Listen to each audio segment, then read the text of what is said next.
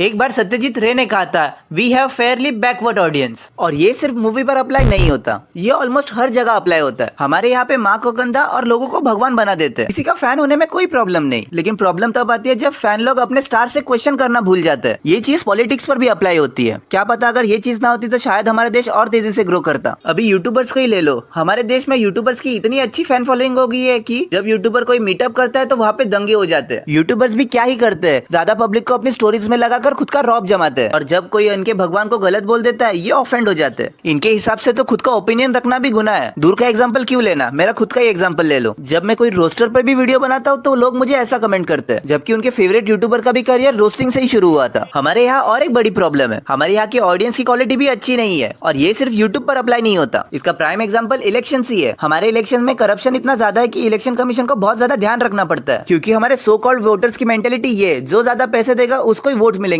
ये मैं सबकी बात नहीं कर रहा हूँ, कुछ लोगों की बात कर रहा हूँ। पॉलिटिक्स से अलग ये मूवीज पर भी अप्लाई होता है। हमारे बॉक्स ऑफिस पर मूवीज वही अच्छा कर पाती है जो मास मसाला से भरी होती है। इसमें कोई प्रॉब्लम नहीं है, सब कंट्रीज का अपना अपना एक स्टाइल होता है मूवीज बनाने का। हमारी एक्सपर्टीज मास मसाला में,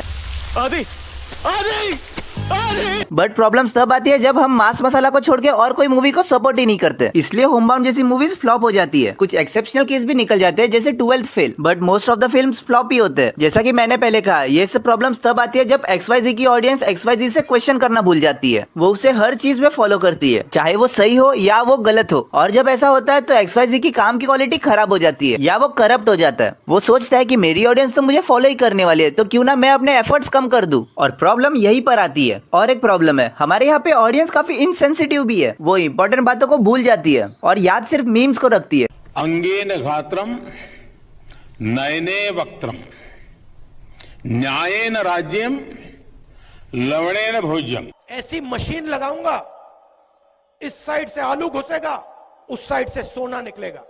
हमारे यहाँ पे सीरियस चीजों का मजाक उड़ाया जाता है, और जब किसी चीज पर जोक्स बनते हैं तो वो सीरियस नहीं होती, लोग उसे और अनसीरियस बनाते जाते हैं। वो सोचते नहीं है कि ये चीज स्टार्टिंग में कितनी ज्यादा सीरियस थी और अब उनको इस चीज से फर्क भी नहीं पड़ता, क्योंकि अब वो सो कॉल्ड डैंक हो चुके हैं। जब हमें कोई बोलता है कि हमारा देश साफ नहीं है, हमारे देश का जस्टिस सिस्टम काफी स्लो है, तो हम उनको हमारी पास्ट अचीवमेंट्स गिनाने लगते हैं। तुम्हें पता है, एक टाइम पे इंडिया को सोने की चिड़िया कहा जाता था। हमारे देश में महाराणा प्रताप और छत्रपति शिवाजी महाराज जैसे लोग राज करते थे। हमारी सिविलाइजेशन सबसे ज्यादा ओल्ड है। चलो, खुद के इतिहास पे प्राउड करना बहुत अच्छी बात है, बट उसको ये आइडेंटिटी बना लेना ये तो गलत है। चलो, मान लिए हमारा कल्चर बहुत ज्यादा रिच है, लेकिन अभी का क्या हमारा देश अभी भी उतना परफेक्ट है जितना पहले हुआ करता था? इसका आंसर तो सबको पता है। यह छत्रपति शिवाजी महाराज का सिंधुदुर्ग वाला किला। यहाँ पर मराठा एम्पायर ने काफी ज्यादा युद्ध किए थे, लेकिन क्या आपको पता है ये फोर्ट अभी किससे युद्ध कर रहा है? इससे। इंडियन रेलवे हर साल 12,000 करोड़ स्पेंड करती है, वो भी पता है किस पर? गुटखों के दागों के ऊपर। लोगों को सारी फैसिलिटीज चाहिए, लेकिन जब उन्हें वो फैसिलिटी मिलती है तो वो कुछ ऐसे दिखती है। फिर लोग सरकार को गलत बोलते हैं और सरकार लोगों को, और ये साइकिल चलते ही जाती है। और इसीलिए सत्यजीत रे ने सही कहा था, India have a backward audience.